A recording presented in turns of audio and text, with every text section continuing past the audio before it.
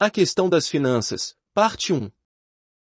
É notável que, enquanto o livro de Atos fornece muitos detalhes minuciosos acerca da obra de um apóstolo, não se aborda de modo algum o único assunto que, do ponto de vista humano, é de suprema importância ao levar a cabo qualquer obra. Não há informação nenhuma acerca de como se obtinha provisão para as necessidades da obra e as necessidades pessoais dos obreiros. Isso certamente é espantoso. O que os homens consideram de suprema importância, os apóstolos consideravam de menor consequência. Nos primórdios da Igreja, os enviados de Deus saíam sob o constrangimento do amor divino. A obra deles não era apenas a sua profissão, e a sua fé em Deus não era intelectual, mas espiritual, não era teórica, mas intensamente prática. O amor e a fidelidade de Deus eram realidade para eles, e sendo assim, não surgiu na mente deles nenhuma questão acerca da provisão de suas necessidades temporais. Hoje, assim como então, a questão das finanças não apresentará problema aos que têm fé vital em Deus e amor real por Ele. Essa questão de finanças tem resultados importantíssimos, portanto iremos devotar algum tempo a ela. Em graça, Deus é o mais grandioso poder, mas, no mundo, Mamon é o maior. Se os servos de Deus não resolverem a questão das finanças claramente, acabarão por deixar inúmeras outras questões não resolvidas também. Uma vez que o problema financeiro é resolvido, é espantoso como tantos outros automaticamente o são. A atitude dos obreiros cristãos para com as questões financeiras será boa indicação de eles terem ou não sido comissionados por Deus. Se a obra é de Deus, será espiritual, e se é espiritual, o modo de supri-la é espiritual. Se a provisão não está no plano espiritual, a obra em si rapidamente cairá no plano do negócio secular. Se a espiritualidade não caracterizar o lado financeiro da obra, a espiritualidade dos demais departamentos da obra não passa de teoria. Não há nenhum aspecto da obra que toque os assuntos práticos tão verdadeiramente quanto o financeiro. Você pode ser teórico em qualquer outro departamento, mas nesse não. A importância da vida de fé.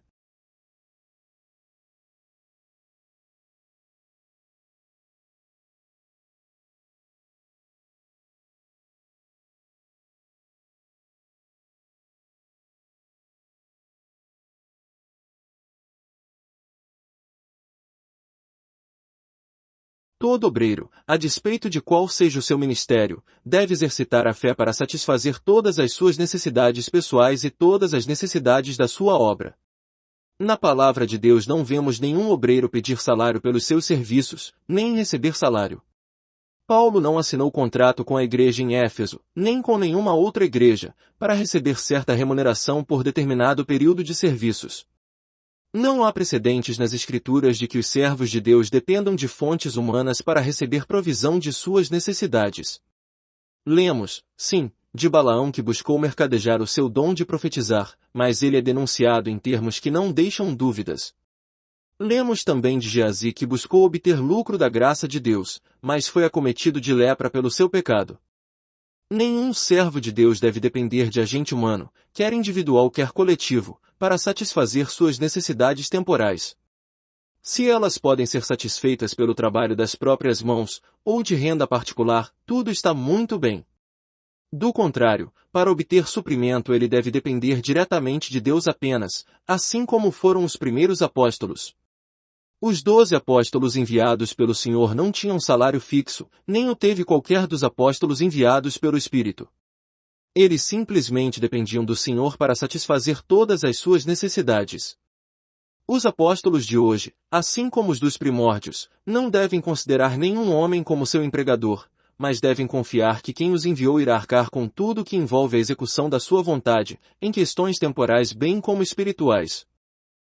Se um homem pode confiar em Deus, que saia e trabalhe para ele, se não, que fique em casa, pois falta-lhe a primeira qualificação para a obra.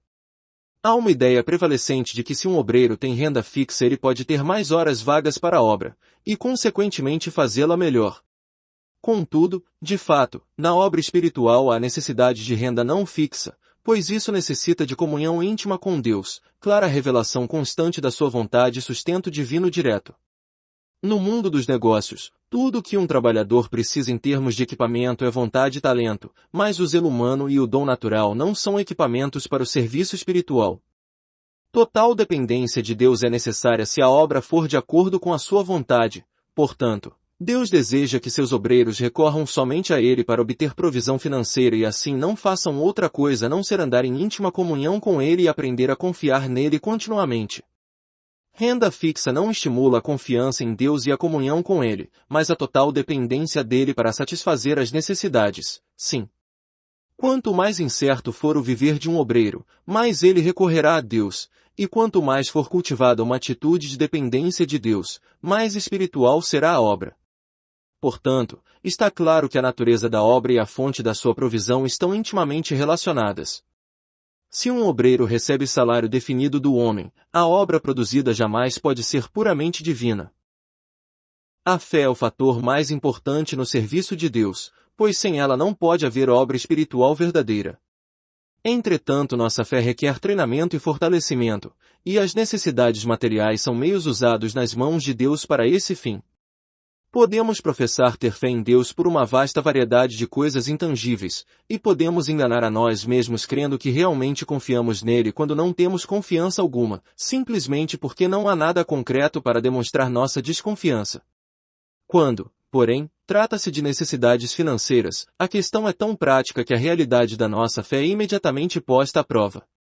Se não podemos confiar em Deus para obter provisão das necessidades temporais, não podemos confiar nele para obter provisão das necessidades espirituais.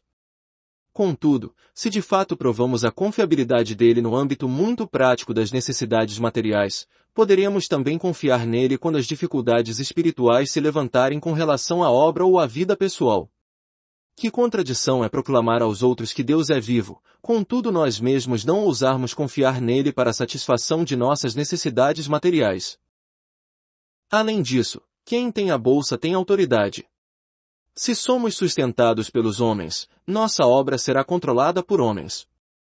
Só se pode esperar que, se recebemos renda de certa fonte, devamos prestar contas pelos nossos atos a essa fonte.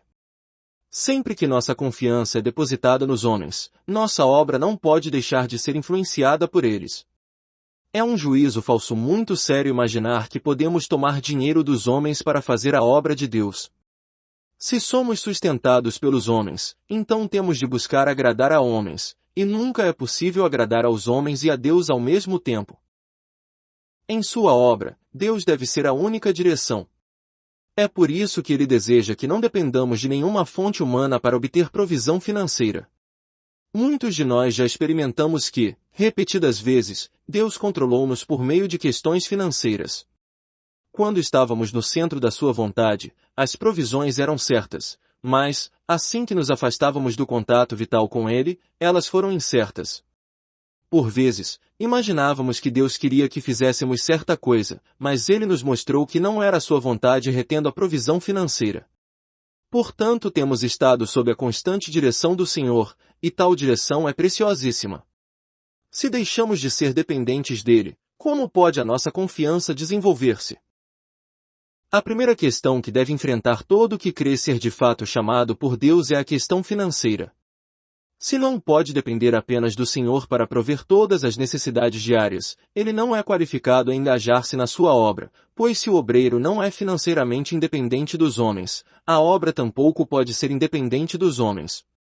Se ele não pode confiar em Deus para obter provisão dos fundos necessários, será que pode confiar nele em todos os problemas e dificuldades da obra? Se somos totalmente dependentes de Deus quanto à nossa provisão, somos responsáveis apenas a Ele pela obra que fazemos, e nesse caso ela não precisa estar sob a direção humana. Permita-me aconselhar todos os que não estão preparados para andar pela fé que continuem seus deveres seculares e não se engajem no serviço espiritual. Todo obreiro de Deus deve ser capaz de confiar nele. Se temos fé real em Deus, então temos de assumir toda a responsabilidade pelas nossas necessidades e pelas da obra. Não podemos esperar secretamente pela ajuda de alguma fonte humana. Temos de ter fé apenas em Deus, e não em Deus mais o homem. Se os irmãos demonstram amor, agradeçamos a Deus, mas se não o fazem, ainda devemos agradecer-lhe. É vergonhoso um servo de Deus ter um olho nele e outro no homem ou nas circunstâncias. É indigno de um obreiro cristão professar ter confiança em Deus e ainda assim esperar auxílio de outras fontes. Isso é completa falta de fé. Tenho sempre dito, e digo novamente, que, assim que os nossos olhos se voltam para os irmãos, trazemos desgraça para nossos cooperadores e para o nome do Senhor. Nosso viver pela fé deve ser absolutamente real, e não pode deteriorar-se convertendo-se num viver por caridade.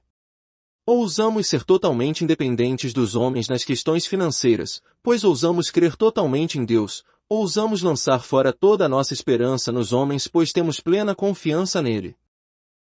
Se nossa esperança está nos homens, quando os recursos deles secam, os nossos secam também. Não temos respaldo, mas temos uma rocha sob nossos pés, e todo o que se firma nessa rocha jamais será envergonhado. Os homens e as circunstâncias podem mudar, mas nós avançaremos em passo firme se nossa confiança está em Deus. Toda a prata e o ouro são dele, e todo o que anda na vontade divina jamais passará necessidade. Temos a tendência de confiar nos filhos do Senhor que em dias idos fizeram ofertas para nós, mas todos eles passarão. Temos de fixar os olhos no Deus imutável cuja graça e fidelidade continuam eternamente. Os dois passos iniciais da obra de Deus são: 1. Oração de fé pelos fundos necessários. 2. A verdadeira execução da obra.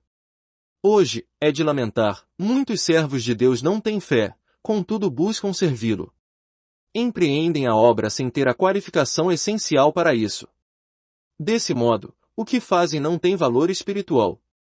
A fé é o primeiro item essencial em toda e qualquer obra feita para Deus, e deve ser exercida em relação às necessidades materiais bem como às outras. Se não há fé para a obtenção de fundos, não importa quão boa seja a obra, cedo ou tarde fracassará. Quando o dinheiro para, a obra para também.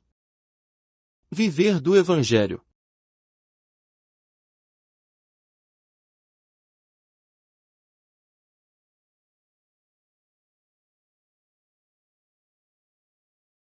O nosso Senhor disse, digno é o trabalhador do seu salário, Lucas 10:7, e Paulo escreveu aos Coríntios, assim ordenou também o Senhor aos que pregam o Evangelho que vivam do Evangelho, 1 Coríntios 9:14. Qual é o sentido de viver do Evangelho?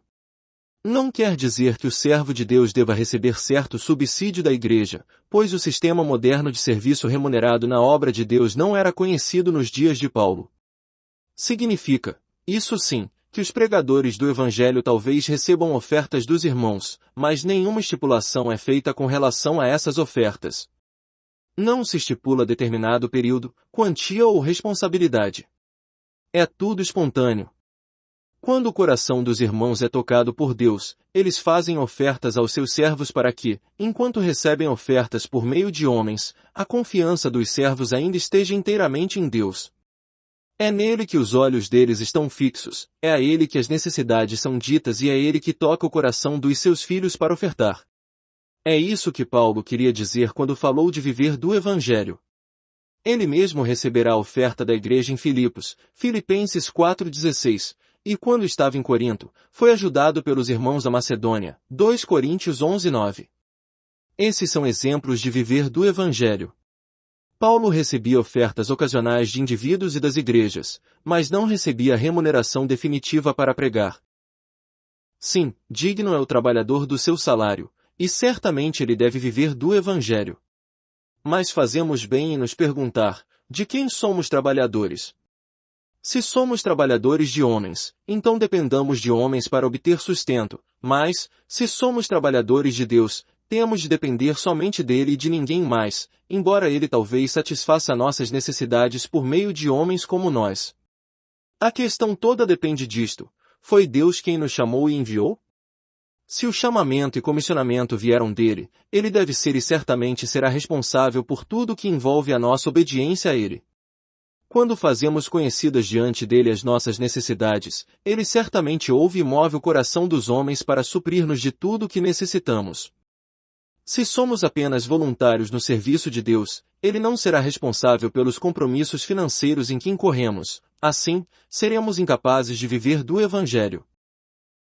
Quando a senhorita Amy Barber pensou em vir para a China a fim de servir ao Senhor, ela anteviu as dificuldades de uma mulher ir sozinha a um país estrangeiro, portanto pediu o conselho do Sr. Wilkinson da missão Mildmay para os judeus, que lhe disse, um país estrangeiro. a falta de promessa de sustento, a falta de respaldo de uma sociedade, tudo isso não apresenta problema.